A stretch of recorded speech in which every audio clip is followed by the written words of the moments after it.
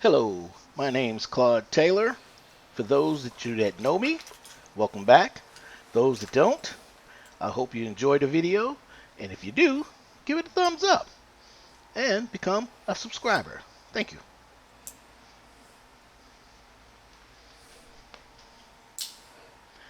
Okay, on this video, this is a house that's going to be renovated after a flood. Um, we're going to, before they start drywalling things back up and straightening things out, I am going to change out the tub and shower valve in this particular bathroom, and we are going to go with this one here. This is a Positemp, also known as a pressure balance valve, and it's only in single handle, and we're going to replace it. We're going to install it and replace the three handle tub and shower valve that's in place, the older one. And you can see this is the body of the valve itself, where we can either sweat copper pipe or screw on galvanized iron pipe. Well, you'll see throughout the video. Now, one thing what I'd like you to know that's important about this video is that we're using a Positemp valve. So that means the Positemp, as when children or senior citizens go to turn it on, or anyone of disability, that it's very rare that they're going to burn themselves. But with the two-handle and single-handle tub and shower valve, it's very easy for a child or someone with disability to reach over and just turn straight hot water on and burn themselves and scald themselves. So this is when this came about at one time, to prevent all that from happening. Now it's required that if you're going to change the new valve out, the older two or three handle tub and shower valve, that you have to go with a Positemp or a pressure balancing valve, so that this doesn't happen in the future to anyone else. So now it's actually code, and a lot of people don't know this, and in actuality there are some plumbers that don't even know this, but now you will know what's going on. And at this time, the single handle valve is the only valve that I know of that they make that is a Positemp to balance the pressure or keep the temperature regulated so someone don't get burned.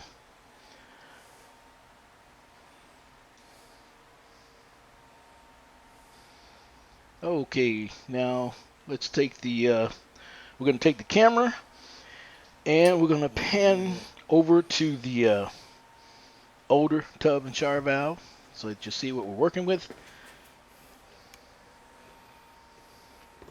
And this is where the tub was, and when the time comes we're going to put a new tub there. And this is the three-handle tub and shower valve.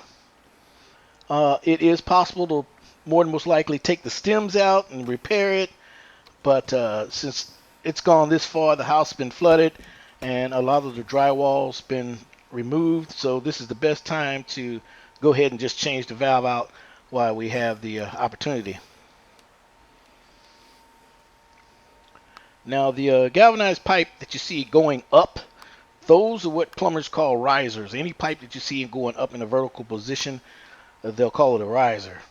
Now the hot and cold riser will stay in place, but the one going to the shower head, it's going to come out and it will be copper.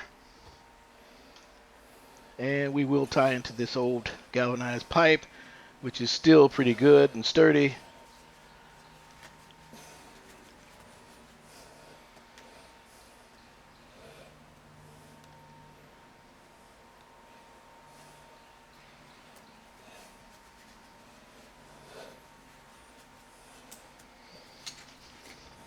Okay, now we're going to start by disconnecting the unions that's holding the valve in place.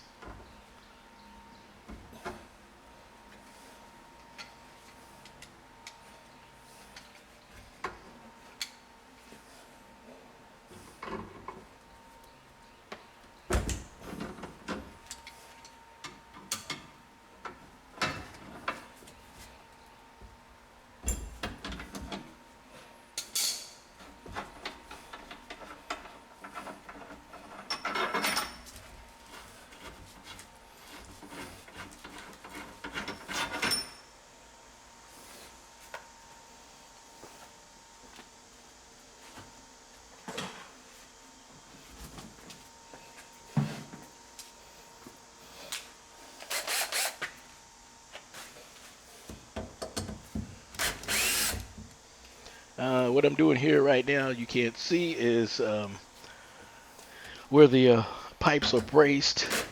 I'm just taking the braces out so that I can pull the rest of this valve out of here.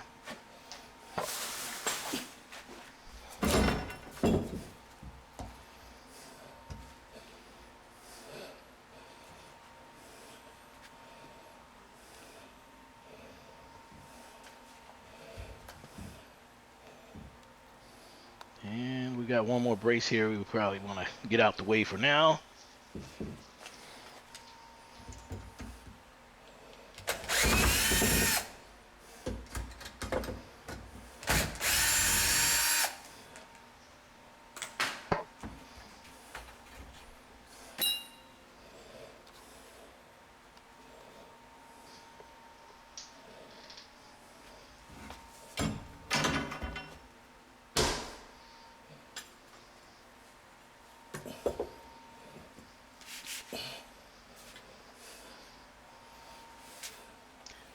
Now the riser, the one going to the shower head, what I'm going to do is use copper, because that one I'm going to extend.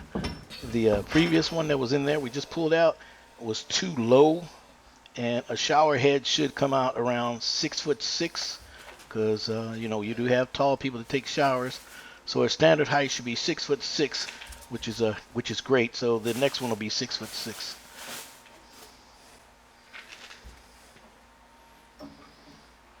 And I'm just kind of sizing it up here. The old tub and shower valve that was in here was an 8-inch spread, and what I mean by 8-inch spread, 8-inch spread is center to center of pipe. So that's what the 8-inch spread is all about. And most faucets, even your kitchen faucet, has an 8-inch spread. Now, every once in a while, you will run into an old tub and shower valve that's around 11 inches. That's very, very rare. And most lab sinks are going to be a 4-inch spread, 4-inch to 6-inch. But most are standard 4-inch. And I'm just using the pipe wrenches here. These are 218 pipe wrench, and putting back up so that we don't twist the pipe up in the ceiling that's going up into the attic, and loosen anything up there that don't need to be loosened.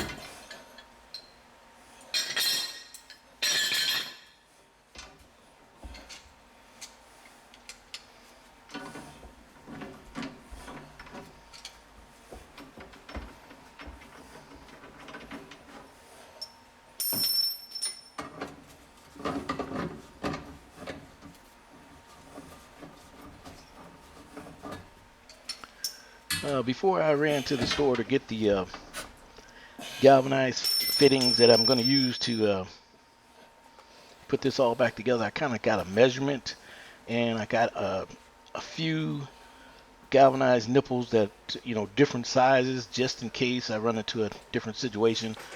So I should be pretty much prepared to get this to match up pretty good. And this is the Teflon tape, similar to pipe dope compound that you would wipe on here with a brush. Some plumbers, they do like to use both of them. Me personally, either or, the Teflon tape or the pipe dope. Never really use both of them together.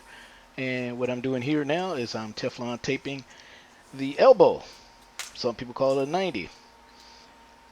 This particular elbow is a street 90, meaning there's a hub on one end, and in the other end there's just plain threads. Usually most people will see a 90 or elbow, and it would have two hubs. This particular 90 is used when you have very limited space to work with, and it allows you to squeeze in such a small space. And as you can see, and you will see, that will come in very, very good handy because I have very limited space to work with here with the 8-inch spread and all.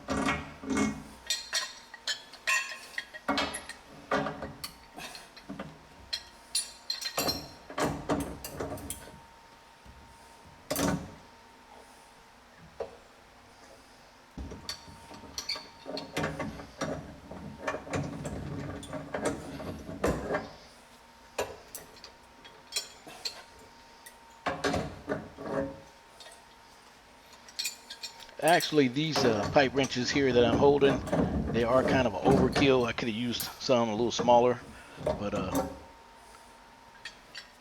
these were handy right there where I needed them.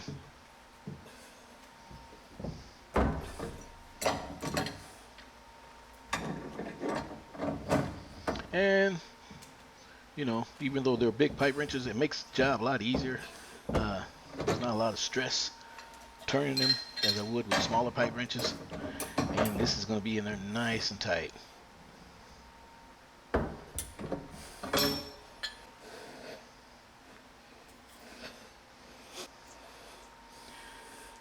And now I'm going to pipe up dope the tub and shower valve, the threads on it. Remember, this is either or. You can solder copper pipe in the inside of it, or you can thread galvanized pipe on the outside. I am going to solder a riser going up to the shower and down to the spout, but I'm going to do that later because if I did it now, I wouldn't be able to do what I'm about to do here with this one. I'm about to screw this valve right onto the galvanized coupling right there. And if I had those pieces soldered in, I wouldn't be able to do it because I wouldn't be able to turn it.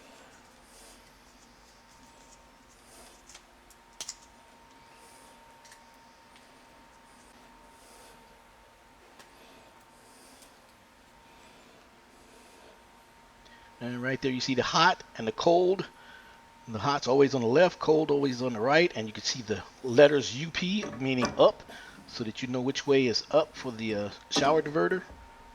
If you do end up putting it in the wrong position, you will have issues with the shower head.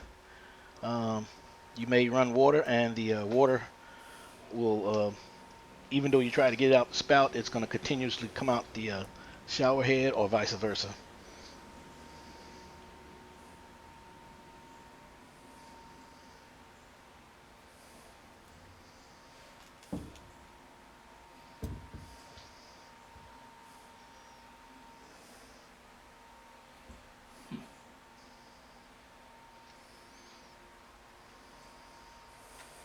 And I'm just kind of eyeballing to get a good idea of what size pipe I'm going to need. And looking at it, it looks like you can see the 8 inches right there. That means the pipe to the right side can go over some more, and then we can get our 8 inches that we need. And actually with a single handle tub and shower valve, you actually don't need an 8-inch spread. That's only for the ones that have handles, because their valve is built on an 8-inch spread.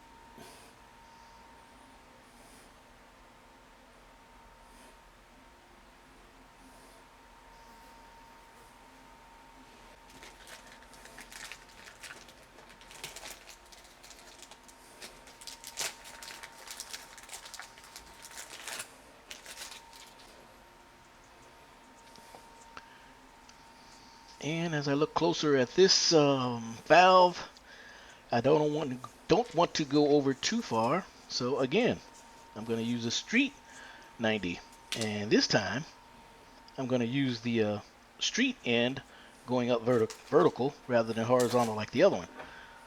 This way I can fit a union right between the two of them, and it looks like it's going to work out perfect. We're going to have like that 1 inch gap is what is needed.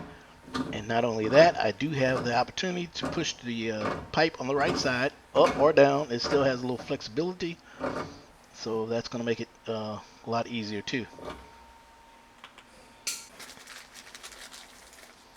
And of course you need a union because there's no way you can put this together without a union. I mean, you can, but you will have issues in the future if you ever needed to pull it out.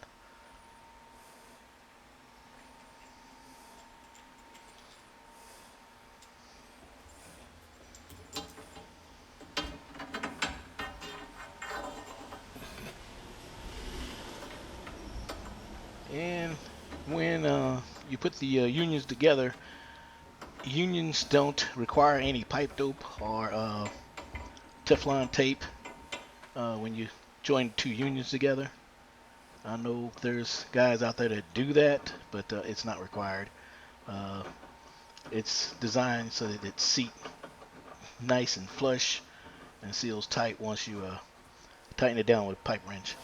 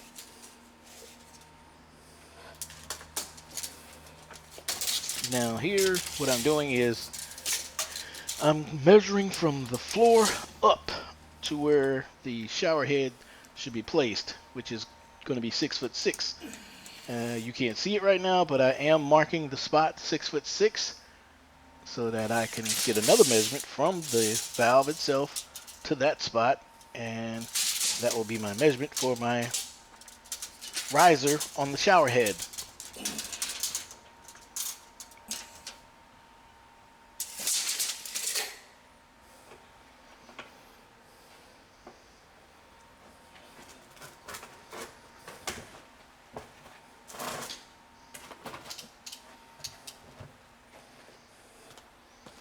And this is the trim. Actually, the trim will go on after the drywall's in place. But right now I'm going to cut out the large cover plate right there so that I can use it as my guide to make sure that my spout, the tub spout coming out at the bottom part, will clear the trim itself, and I don't want to find out later that it didn't clear it, and then I have to go back into the wall. So the best time to do that is right now.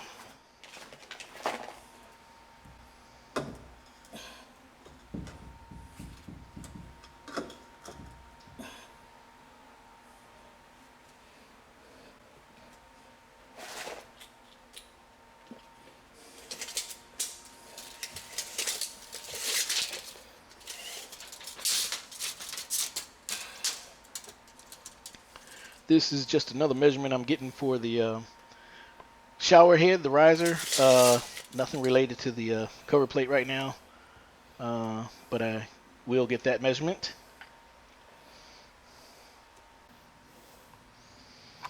Now you can see that it's all soldered together, and if you would like to see how all this was soldered together, I have another video, how to solder copper pipe and how to solder a valve. I'll put a link in there to that from here. And here's the riser. You see it goes up much higher than the other one did. The other one stopped right there at that backing right there, and this goes up at least another 12 inches. Now it's all together. And let's get a close up. The little adapters you see there that where a screwdriver would go into right there, those are called intricate stops. And intricate stops meaning it's a built-in valve so that we can cut the water off to the shower valve right here rather than turn it off to the whole house. If there's any issues with the shower cartridge or any work that needs to be done on the shower valve, we can do it right here. We can just cut the water off right here. This is the cold side, of course. So, and that's just showing you how we can just cut it off and on with the screwdriver. A lot of times these valves are used in a lot of multi-buildings where you have apartments where you don't want any maintenance guy cutting the water off to the whole building. This way they can just go into a particular unit and turn it off right at the unit. But I so happen to just say, hey, I'm going to put this in a residential single family home. And this is the cover plate. And this will be, of course you can see it's broken. But this will be in place for the drywaller, so that the drywaller could make his circle, nice circle right around. And the trim plate to go on nice and neat and everything will look good.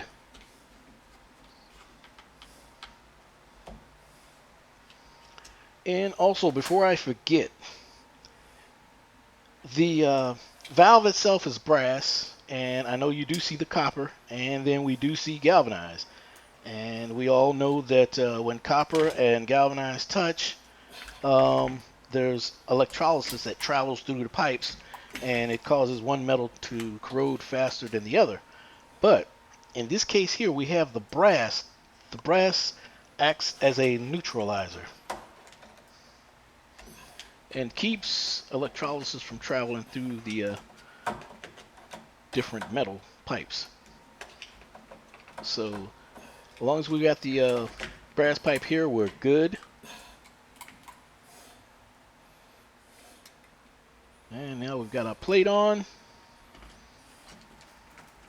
At least this is the cover plate for the drywaller, as I said before.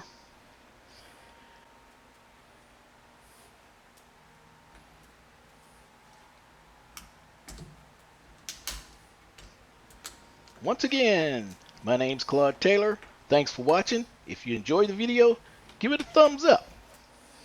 If you're not a subscriber, become one. Thank you.